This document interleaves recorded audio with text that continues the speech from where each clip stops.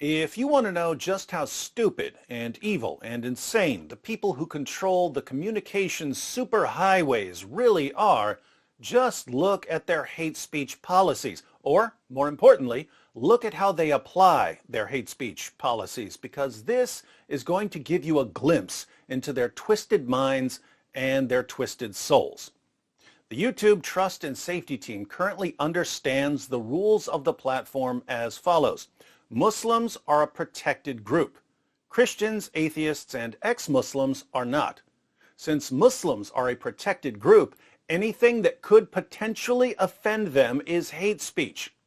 Christians, atheists, and ex-Muslims are not protected groups, and therefore Muslims can say whatever they want about them. Muslims are even free to threaten them with death. I kid you not. Let's begin with a now famous clip of Ali Dawah telling ex-Muslims that once Muslims rise to power, ex-Muslims will be exterminated. This is a part of our religion. There's a reason to it. Yeah? There's a reason why there's a capital punishment. Because people like you, little weaklings who leave their religion and cause corruption in the land by spreading it, the capital punishment in Islamic law would be applied to you. We have no doubt. And we're proud of that. Yeah? Capital punish will be applied in an Islamic state. Yeah? Not individuals going and doing it themselves like idiots. Yeah? No. Under an emir, it is done. Yes. And we, you know what? We'll be watching. Why will apostates be executed? Because the rights of the community take precedence over the rights of an individual. We'll be watching. Because if you're going to cause corruption in the land, that's going to cause more damage to the society as a whole, because the Sharia didn't come to protect an individual's right. Hey, can I drink alcohol? Yeah, sure. Drink alcohol, run someone over, kill them, set all this kind of chaos. No, Islam says the right of the community is greater than you individual wanting your right to freedom, which is BS. Absolutely BS. Yeah? So, if Ali Dawah wins and he converts enough people to Islam and he establishes an Islamic society, the ex-Muslim population will be exterminated by the government while Ali Dawah and his friends are watching. The capital punishment in Islamic law would be applied to you. We have no doubt. And we're proud of that. Under an emir, it is done. Yes. And we, you know what? We'll be watching. Not too long ago, the apostate prophet was tweeting about how YouTube allows Ali Dawah to promote the death penalty for apostates on its platform. YouTube then sent AP a message asking him for the video. The YouTube Trust and Safety Team eventually explained their decision to allow Ali Dawah to continue promoting the death penalty for apostates. Update. After carefully reviewing the video, our team has confirmed that it doesn't violate our community guidelines, and therefore we will not be enforcing any actions on it. We encourage users to share their opinions on a wide range of different topics, but there's a line between passionate debate and malicious harassment. We understand the value of free expression and take great care when we enforce our policies. We'll take down content that diverts into threats or harassment when flagged, but not all negative videos or comments will be removed. Hope this helps clarify. Oh, it helps clarify, all right. So, if a Muslim says, we're going to keep converting people to Islam until we establish an Islamic society, and once we establish our Islamic society, all of you ex-Muslims are going to be executed, that's simply passionate debate and free expression according to the YouTube Trust and Safety Team. Now, for the record, I don't want Ali Dawah banned for saying things like this. I think it's great that he's admitting that Muhammad ordered his followers to execute anyone who leaves Islam. But we can't ignore the hypocrisy here. If someone posted a video on YouTube saying, once my political party rises to power in such and such country, we're going to gather all Muslims together and execute them. How long would that video be on YouTube? Would the YouTube Trust and Safety Team consider that passionate debate? Of course not. So why does YouTube allow people to promote the death penalty for ex-Muslims but not for Muslims? It's simple, really. Muslims are classified as a protected group, or a marginalized group by the YouTube Trust and Safety Team. Non-Muslims aren't. And when you see how YouTube protects its protected group, you'll realize that membership has its privileges. Since YouTube won't ban Muslims for calling for the public executions of apostates, let's see what YouTube will ban people for doing. Hi, Acts 17 Apologetics. Our team has reviewed your content, and unfortunately, we think it violates our hate speech policy. We've removed the following content from YouTube. Video: Islam's free speech hypocrisy. You can watch this video on my BitChute channel. The link is in the description box.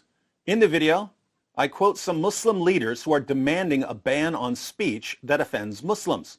I then go on to point out that there's a lot of speech in Islam's most trusted sources that's offensive to non-Muslims.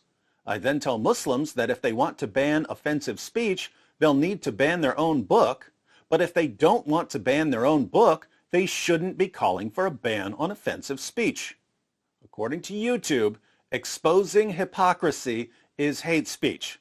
It's not passionate debate, it's not free expression, it's hate speech. We know that this might be disappointing, but it's important to us that YouTube is a safe place for all. But not for ex-Muslims, am I right? If content breaks our rules, we remove it. If you think we've made a mistake, you can appeal and we'll take another look. Keep reading for more details. How your content violated the policy. Content glorifying or inciting violence against another person or group of people is not allowed on YouTube. Anyone ever seen or heard me glorify or incite violence against anyone? We also don't allow any content that encourages hatred of another person or group of people based on their membership in a protected group. Anyone ever heard me encourage hatred of anyone? But notice this mysterious protected group the Trust and Safety Team refers to. The protected group is Muslims. According to YouTube, Muslims, who make up nearly a quarter of the world's population, are a protected group. Ex-Muslims are not a protected group, even though they're under an Islamic death sentence, and YouTube knows they're under an Islamic death sentence because YouTube defends and protects videos by Muslim preachers promoting the death penalty for ex-Muslims. Christians are not a protected group. Atheists are not a protected group. But Muslims are a protected group. They're so incredibly protected that if you simply point out the blatant hypocrisy in some demands certain Muslim leaders are making, YouTube will ban you for hate speech. Now, last time I checked, calling out hypocrisy isn't hate speech. Our world is in a lot of trouble if we can't call out hypocrisy when we see it. So, what possible basis could there be for labeling my video hate speech? Unfortunately, the Trust and Safety Team is terrible at explaining their reasoning, probably because if they did explain their reasoning, we would expose them even more. But I think there's a clue in the guidelines on monetization. When you try to monetize a video, you have to check a box declaring that your video does not contain hateful content. But look at how hateful content is defined by the YouTube Trust and Safety Team. It's defined as content likely to offend a marginalized individual or group. So your speech is hateful, not based on your intentions or even based on the content of your speech. Your speech is hateful based on the reaction of one of YouTube's protected or marginalized groups. If someone from the protected group is likely to be offended by your speech, then your speech is hate speech, regardless of whether you've ever hated anyone in your entire life. I think we can see why YouTube labels so many of my videos hate speech. If a Muslim says, offensive speech should be banned, and I reply, but there's offensive speech in the Quran, does that have anything to do with me hating the Muslim? Of course not. Is it something that could offend the Muslim? Yes, it is. Well then, it's hate speech, according to the geniuses who control what can and cannot be said on one of the world's biggest platforms. Here's another. Hi, Act 17 Apologetics. Our team has reviewed your content, and unfortunately, we think it violates our hate speech policy. We've removed the following content from YouTube. Video, The Religion of Peace Polka, featuring keyboard jihadis. In that video, all I did was post my responses to some comments from keyboard jihadis who were threatening to kill me or promoting violence against Christians. My responses were totally peaceful. I didn't even speak. The video was just screenshots of threats and my responses. As an example, Soldier of Allah says, "The only good Christian is a dead Christian." I reply, "No such thing as a dead Christian. Jesus said, 'I am the resurrection and the life. He who believes in me will live, even if he dies, and everyone who lives and believes in me will never die.'" If anyone is guilty of hate speech here, is it me? Well, that depends on what you mean by hate speech.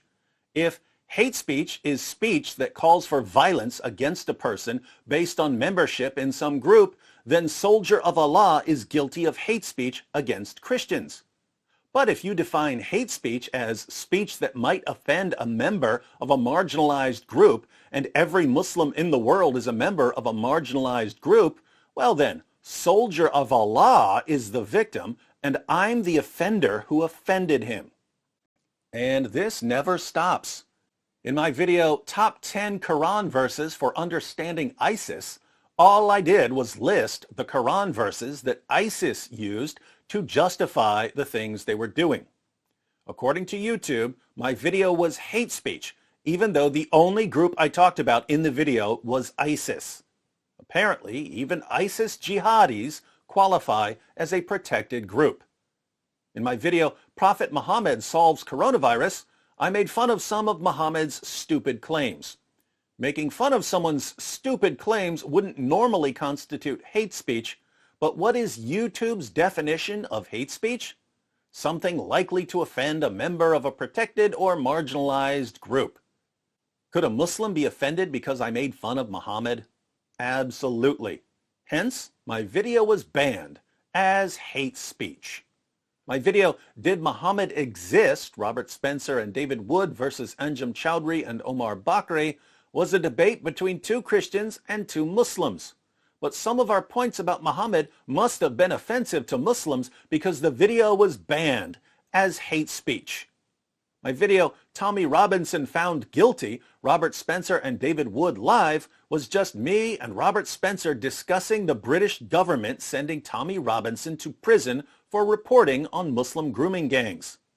Is that hate speech? Not in any sane world. Could a discussion of Muslim grooming gangs offend certain Muslims? Yep, so it's hate speech. I can't even condemn honor killings on YouTube. My video, Honor Killings in Islam, is an interview with the friend of a girl who was killed in an honor killing. Is it hate speech to condemn honor killings? No. Could it offend certain Muslims? Yes. Well then, it's hate speech.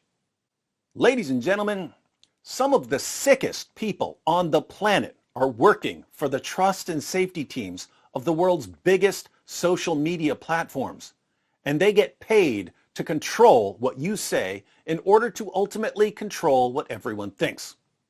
Someone like me can't survive forever on one of these platforms. That's why I left Facebook. That's why I left Twitter. I don't think I'll leave YouTube until they kick me off, but let's face it, that's just a matter of time. Could be tomorrow, could be 6 months from now. I suspect they'll demonetize my channel first as some sort of warning, especially since I'm going to start poking at them more regularly. That won't work, so they'll just give me a bunch of hate speech strikes, one after another, and ban my channel. When that happens, you can, of course, complain to YouTube and help expose these lunatics, but apart from that, don't get too upset. There are people in the world who have much bigger